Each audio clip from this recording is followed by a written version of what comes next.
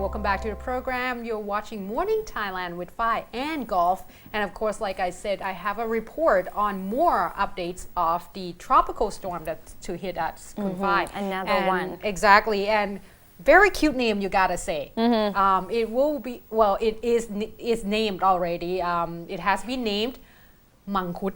Oh, mangosteen. Mangosteen. Mangkhut in Thai, of course, mangosteen. And as you can, imagine, is probably originated from Thailand. However, at this point, the Meteorological Department has came out and already gave us a little bit of a warning saying that brace for more storm. I mean, we have seen a side effect of the tropical storm JB. They call it JEBI, JB. Now, at this point, 23 provinces altogether in the north, the northeast, the south. So let's just say that all over, apart from central part of Thailand, it seems that there has been we have seen a lot of floods lately.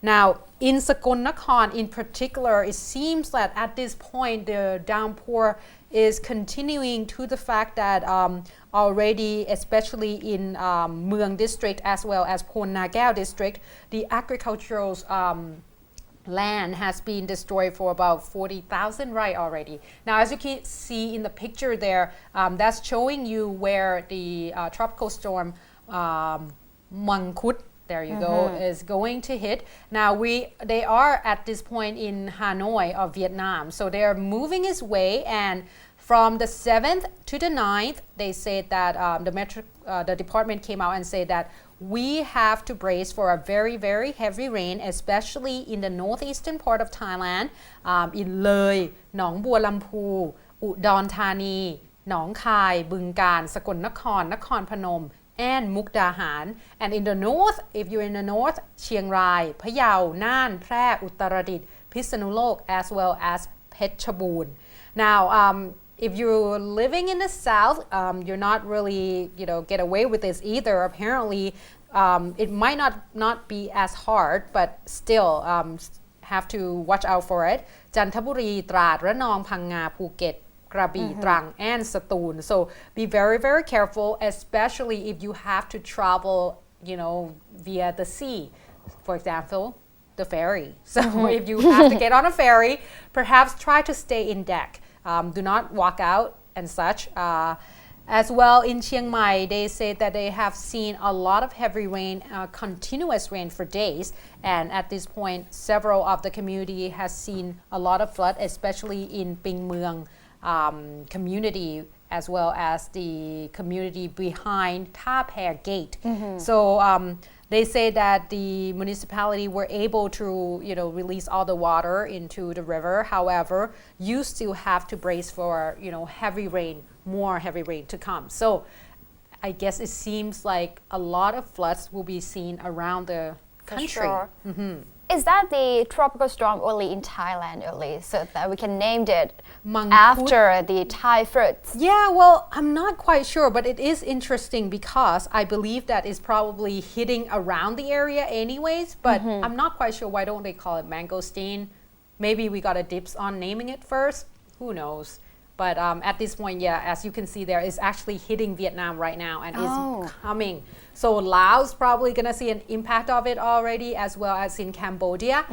So it seems Southeast Asia has been battered pretty hard, and Hainan district of China as well, because it's, around the area. So brace for that, or if you have to travel around the area, still, bring raincoat or umbrella just in case. I'll just try not to go there at all during this time. Okay, speaking about the coastal areas, I've got an update from the oil slick in the Gulf of Thailand on Summit Island. It's visibly clean, as you can see. Right.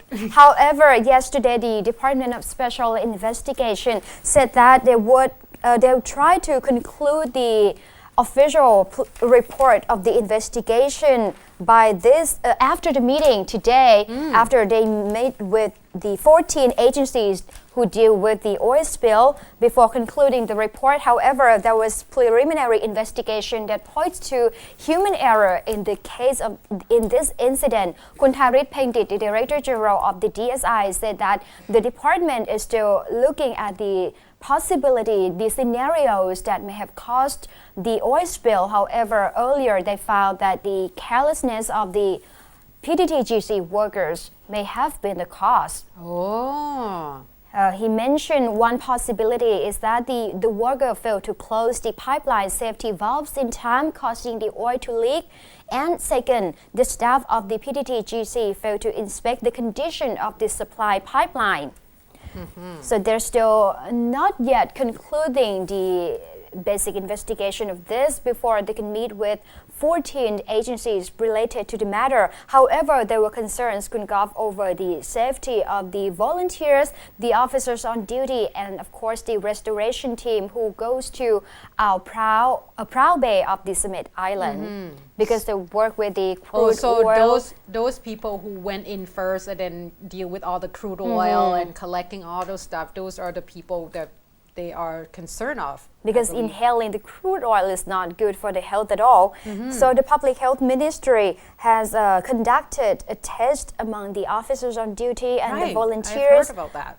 And basically they found 228 volunteers who started to show some symptoms including headache, sore throat, rashes, or someone even fainted. Right. Oh my goodness. But not yet into that serious level. Yeah, I think there was out of 600 something people that they were able to do this particular health check. They say that there was one person. I remember they said that the level of benzene in the human being or that you could inhale was like about 500 microgram per gram or something like that. And there was one person that detected over 700. I think there was only one out of the whole 600. So we're not sure whether or not what other symptoms he have. But I think the public health investigations or the physicians are trying to look into this particular person. They has already talked about calling him in, but we haven't been notified as of who he is and how bad it was. So there's probably more investigation to this. But however, this group of people will be monitored for over at least 5 years. Oh, good. Because sometimes you don't show the symptoms, you know what I mean? And that's the thing, like that's why we try to warn you earlier during, when these actually happened at the very beginning, that if you would like to join them, make sure that you study it before you go, that which are the precautions that you have to take if you would like to join them at the time. But of course, at this time, obviously the CEO of PTT went in yesterday and it's all nice and clean. So I guess you can go in as well. But there's a lot of people as well came out and said that in terms of seafood and such, is not going to show the symptoms until way later on. Because a group of academics have expressed concern over the rush to open the Prow Bay. Oh, so they're concerned about that too. Because they got to make sure that the marine environment there is safe from contamination. Right. So, that this is one of the things that once it happened, it's just so hard to get rid of, and it's a very sad news. And of course, we want someone to take responsibility. But sometimes, even though you came out and you say sorry and you try to do the best you can, whatever has been, what's done is done. Let's just put it that way. And sometimes it's not as easy to restore it to the original stage. And we're talking about tourist confidence, tourism businesses. Right, not just the marine lives.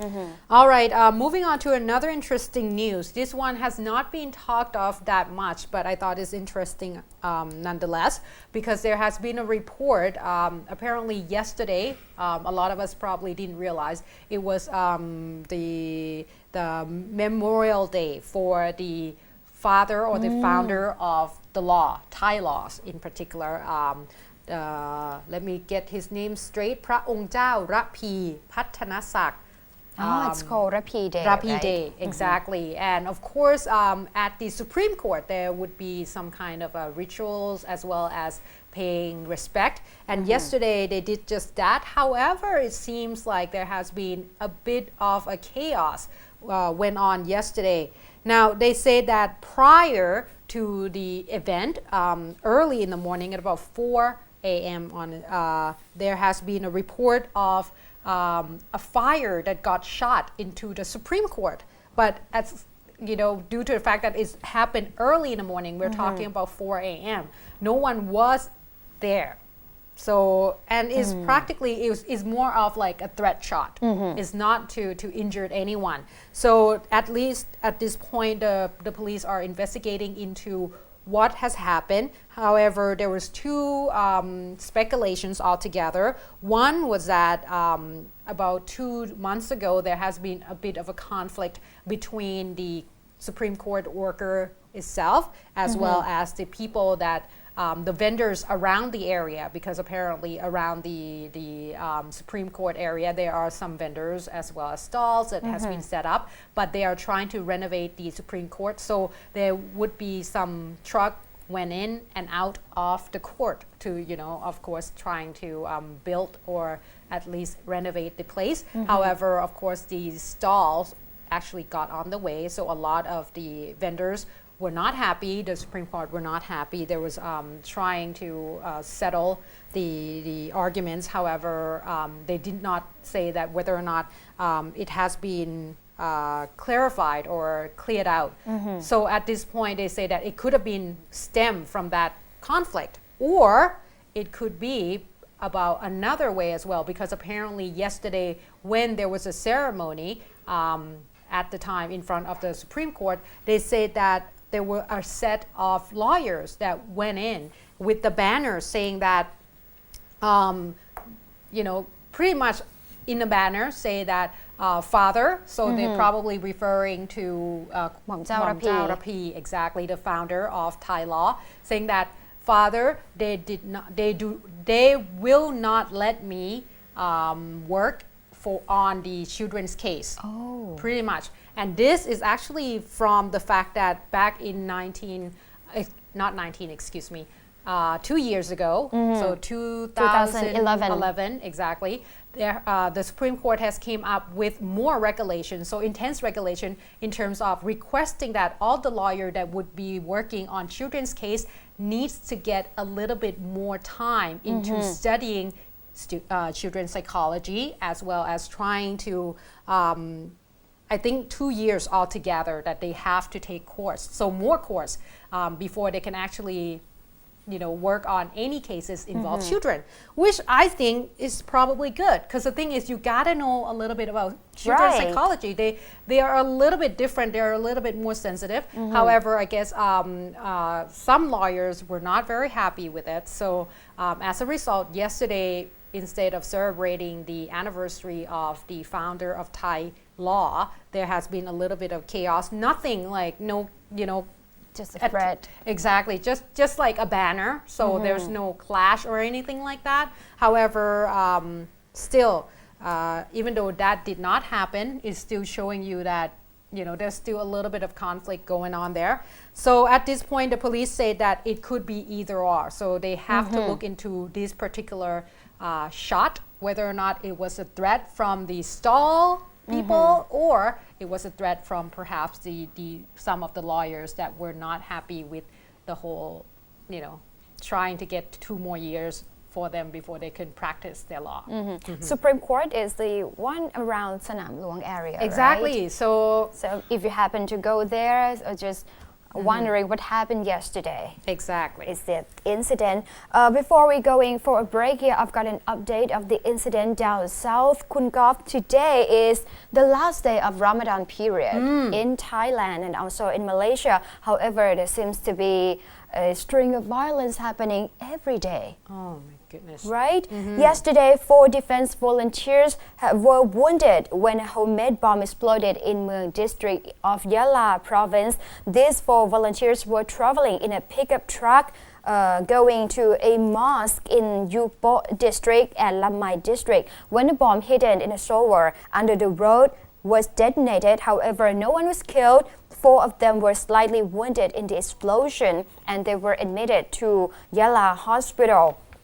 However, as the Ramadan period has come to an end, BIN negotiator Mr. Hassan Tayyip has submitted a letter via the Malaysian facilitator for the negotiation, protesting the Thai government for failing to stop violence and also protect Muslim people in the down south of Thailand during the period of Ramadan.